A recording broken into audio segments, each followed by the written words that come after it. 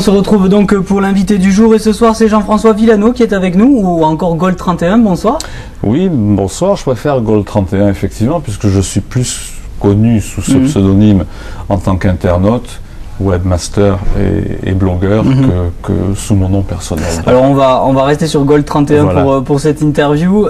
Gold 31, vous êtes tête de liste pour l'UPMP. Alors oui. ça demande quelques explications quand même. Qu'est-ce que c'est réellement l'UPMP? Alors quelques explications, étant donné qu'il y avait déjà une liste UMP donc tenue par Madame Barège, il était inconvenant, on va dire, d'avoir une deuxième liste UMP. D'ailleurs, ça n'aurait pas été permis. Et afin de ne pas gêner Paris, Xavier Bertrand, mon ami du reste, eh bien on a décidé donc tout simplement de changer légèrement le libellé en mettant UPMP, Union pour Midi-Pyrénées, ce qui n'a plus rien à voir avec l'UMP et qui ne devrait donc pas poser de problème au niveau d'une deuxième liste qui est une liste parallèle évidemment à celle de Brigitte Barège que nous proposons. D'accord, donc il faut bien l'expliquer. UPMP, il y a cette petite, voilà, on rappelle l'UMP dans le logo, mais à côté de ça, sur l'échiquier politique, vous êtes bien à droite. Hein. Ah, nous sommes tout à fait sarkozystes, bien entendu, sarkozystes d'ouverture, bien sûr, de la majorité présidentielle. D'accord, alors pourquoi pas Brigitte Barège? Alors pourquoi pas Brigitte Barège? Parce que en fait, malgré les apparences, on va dire, on a l'impression que je représente une liste dissidente. En fait, la dissidente, c'est Brigitte Barège. Et je vais expliquer pourquoi. D'abord, elle est élue par les militants que nous sommes, UMP. Elle est élue sous le logo de l'UMP 31. Or, ce logo disparaît subitement de ses affiches. Bon, premier point. Deuxième point, elle nomme un PRG, Monsieur Deville, en tête de liste du Tarn-et-Garonne, et à la place d'une tête de liste UMP qui était déjà partie en campagne. Juste sans en prévenir personne. Pour vous couper rapidement, cette histoire de ne pas mettre le logo UMP lors d'une campagne, on a déjà vu ça par exemple avec Jean-Luc Moudinque au municipal. Ici, dans une région qui est plutôt tournée à gauche, c'est un peu, c'est une stratégie politique plutôt, non? Je trouve que, pardon Jean-Luc Moudinque, mais la stratégie politique de Moudinque n'a pas porté tous ses fruits précédemment. Je pense qu'il ne faudrait pas tomber dans les mêmes erreurs.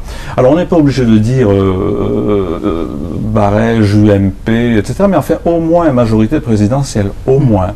Dans la majorité présidentielle, il y a quand même Besson, il y a quand même des gens de gauche, il y a quand même des gens de tous les milieux, il y a Ramadan, il y a plein de gens qui font que on peut être de la majorité présidentielle sans pour autant effectivement mettre un fanion UMP, c'est pas ce qu'on demandait. Mais de là à mettre, par exemple, Ozon Midi-Pyrénées, là je me pose de véritables questions qui sont des questions de grammaire, on va dire, et qui sont des questions tout simplement d'analyse de texte. Qu'est-ce que ça veut dire que Ozon Midi-Pyrénées, qui est le slogan de Madame Barège? Ozon, qui ose? On ne sait pas. C'est qui? Qui ose? Ozon Midi-Pyrénées, quel Midi-Pyrénées? On ne sait pas. C'est aussi ridicule que si je disais Ozon Toulouse, Ozon Paris, Ozon Marseille, ça ne veut rien dire. Vous lui reprochez un mois et demi ou enfin 2 mois avant les élections de ne pas avoir vraiment affiché son programme par exemple? Non, le programme, alors le programme c'est une chose difficile, c'est une chose qu'il faut peser, nous l'avons déjà. Bon, on en dira 2 mots tout à l'heure. C'est vrai que la blogosphère a ceci de bien, c'est que nous sommes de gros travailleurs, contrairement à beaucoup d'hommes et de femmes politiques. Donc, il y en a qui prennent leur temps, trop de temps parfois, qui démarrent trop tard.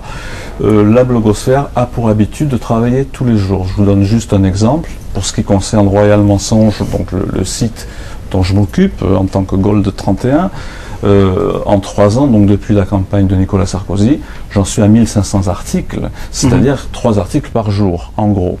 Donc ça, c'est du travail. Donc travailler ne nous fait pas peur, on est habitué à travailler, et donc les programmes, nous, on les sort quand il faut les sortir. Après, bon, si ça demande plus de temps à d'autres, bon, ben, pourquoi pas. Oui, et d'ailleurs, vous avez sorti, en tout cas, en tant que liste dissidente, vous avez envoyé une lettre ouverte à Nicolas Sarkozy, c'était hier, je crois? Alors, une fois de plus, hein, malgré les apparences, nous ne nous considérons pas comme une liste dissidente.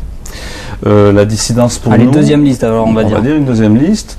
Et c'est justement pour ne pas créer ce trouble ou cette ambiguïté entre l'UMP, une deuxième UMP qui serait effectivement une liste dissidente. Donc dans ce cas, c'est bien pour ne pas créer ce doute qu'on a décidé de nous dénommer l'UPMP.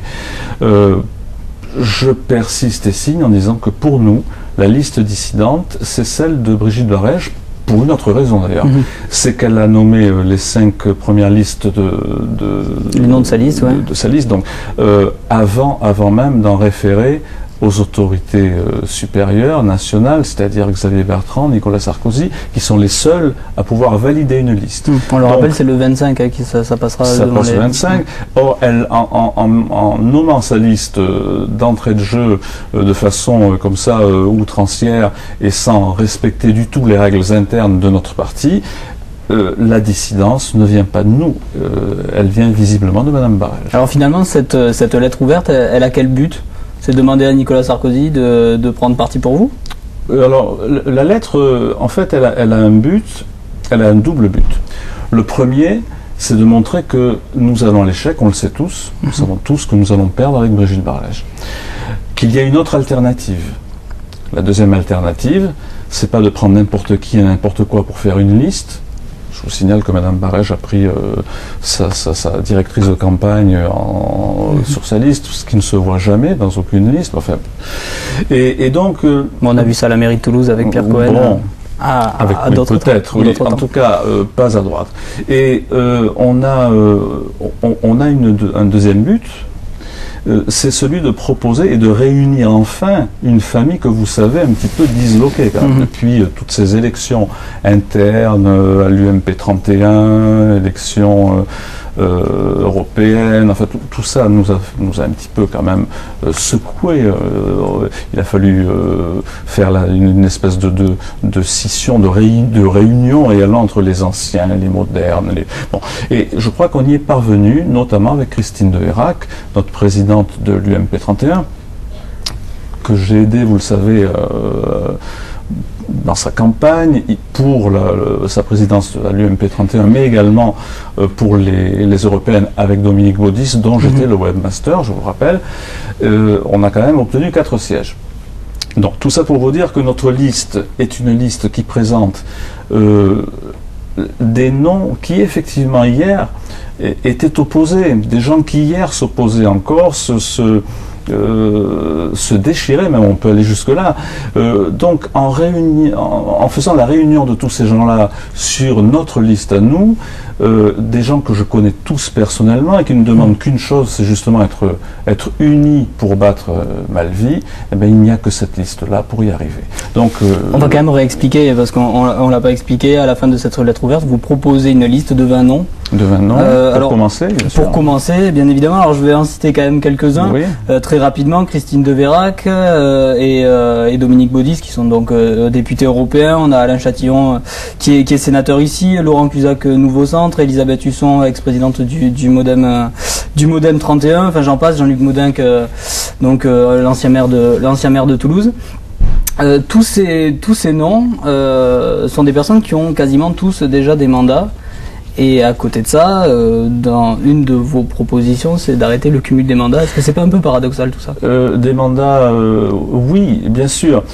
Il n'y a pas de paradoxe. C'est-à-dire que au-delà du mandat, justement, si on réussit donc à ravir la région à Malvy, il est évident qu'après il y a les législatives et il y a les municipales. Donc les mandats actuels ne sont pas, à mon avis, des mandats qui sont incompatibles. On a dit 2 mandats d'ailleurs, pas de cumul au-delà de 2 mandats. On peut toujours abandonner un 3e mandat. Le problème ne se pose pas sur cette liste-là en matière de cumul de mandats, puisque nous sommes contre le cumul de mandats au-delà de 2 mandats. D'accord. Ce qui ne serait pas le cas dans ce cas de figure. Alors on va essayer de terminer cet entretien en parlant de votre programme, parce que comme vous le disiez tout à l'heure, contrairement à Brigitte Barège, vous avez un programme en 10 points. Oui, en 10 points. Ça fait penser aux 10 commandements un peu? Oui, les 10 commandements de Dieu. Ouais. En tout cas, sur votre sauf que nous sommes beaucoup plus modestes, non. Sur le site de l'UPMP, c'est un peu comme ça que c'est... Oui, c'est vrai. Alors, le site de l'UPMP, y compris ce Royal Mensonge, sur mon site, il faut savoir que la blogosphère, c'est quand même un lieu ludique aussi, il faut le dire. On fait de la politique, mais on l'a fait de façon...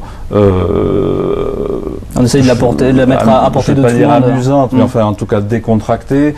Et il n'y a rien de plus tristouné qu'un site politique traditionnel. Allez sur n'importe quel site, aussi bien sur les sites UMP que socialistes, on n'a pas envie de lire, on y reste 30 secondes. Donc un blog, un site tel que le nôtre, c'est un site qui effectivement, veut volontairement parfois prêter à sourire. Donc c'est vrai, les 10 commandements de Dieu, lorsque j'ai présenté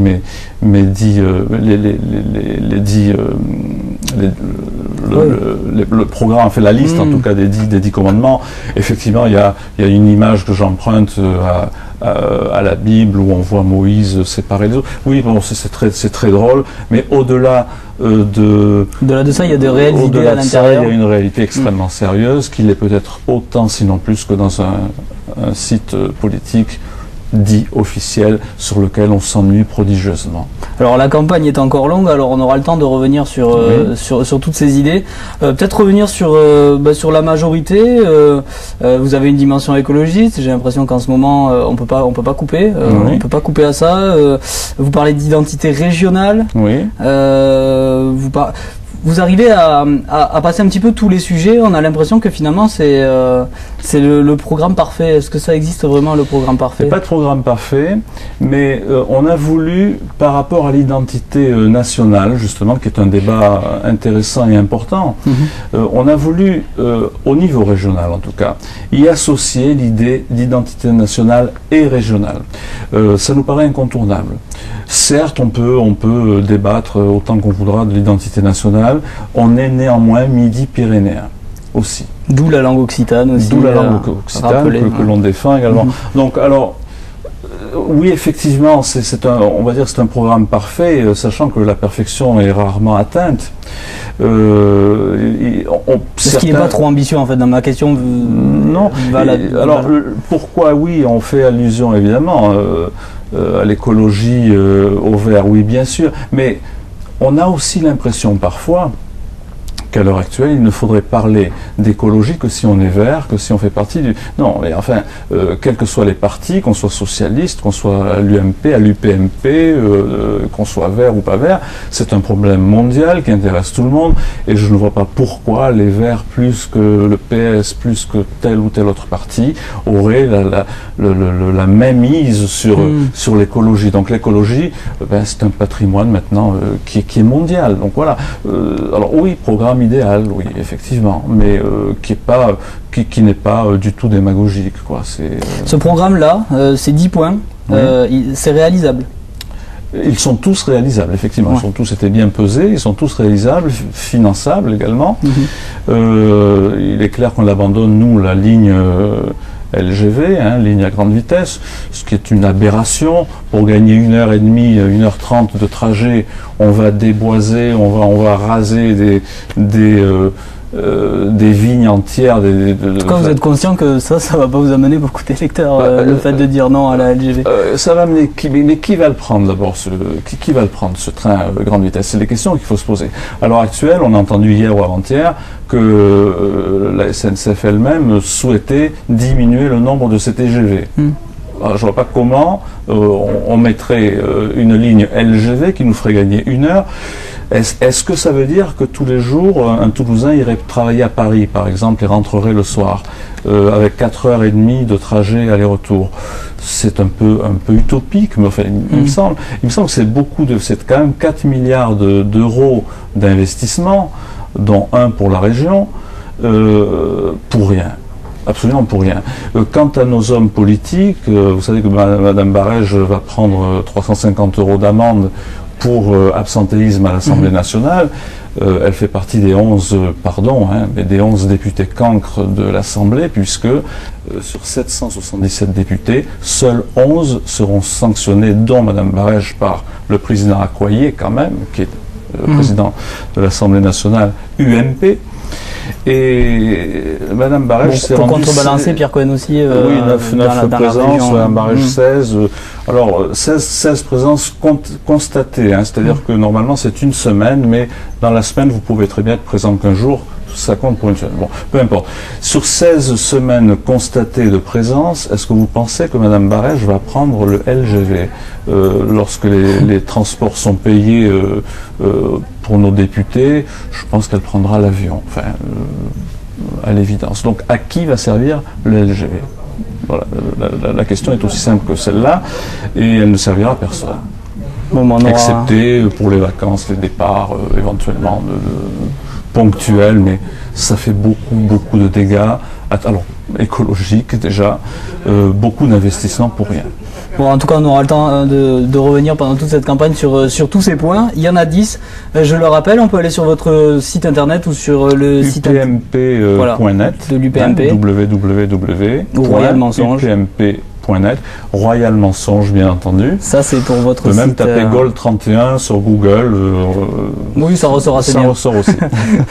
Merci beaucoup, en tout cas, d'avoir accepté d'avoir répondu à nos questions. Et puis, on se reverra sûrement avant la fin de la campagne. Je pense qu'on se reverra.